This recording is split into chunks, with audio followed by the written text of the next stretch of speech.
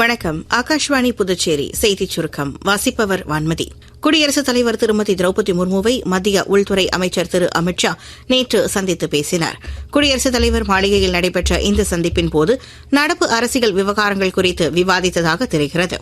குடியரசுத் தலைவரை நேற்று காலை பிரதமர் திரு நரேந்திர மோடி சந்தித்து பேசிய நிலையில் உள்துறை அமைச்சரும் சந்தித்து பேசியிருப்பது முக்கியத்துவம் வாய்ந்ததாக கருதப்படுகிறது. புதுச்சேரி முதலமைச்சர் திரு ரங்கசாமியின் 75வது பிறந்த நாளை முன்னிட்டு பிரதமர் திரு நரேந்திர மோடி சமூக ஊடக பதிவில் வாழ்த்து தெரிவித்துள்ளார்.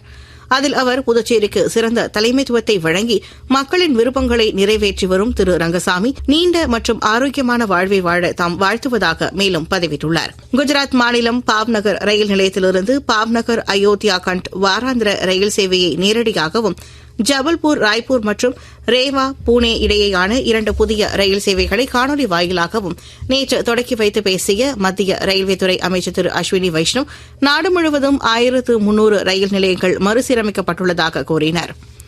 சப் ஜூனியர் தேசிய நீச்சல் சாம்பியன்ஷிப் போட்டிகள் பெங்களூரில் இன்று தொடங்குகிறது. வாட்டர் போ அண்ட் டைவிங் போட்டிகளும் இன்று தொடங்குகிறது. இதில் சுமார் 600க்கும் மேற்பட்ட வீரர் வீராங்கனைகள் பங்கேற்கின்றனர். கஜகஸ்தானில் நடைபெற்று வரும் சர்வதேச தடகள போட்டியின் நீளம் தாண்டுதல் பிரிவில் இந்தியாவின் முரடி ஸ்ரீசங்கர் தங்கப்பதக்கம் வென்றுள்ளார். உலகக்கோப்பை மகளிர் டெஸ்ட் போட்டியில் பட்டம் வென்ற இந்திய வீராங்கனை திவ்யா தேஷ்முக்கிற்கு மகாராஷ்டிர மாநில ஆளுநர் திரு சி.பி. ராதாகிருஷ்ணன் நேற்று பரிசு வழங்கி பாராட்டு தெரிவித்தார். இத்துடன் இந்த செய்திச் சுருக்கம் நிறைவு பெறுகிறது.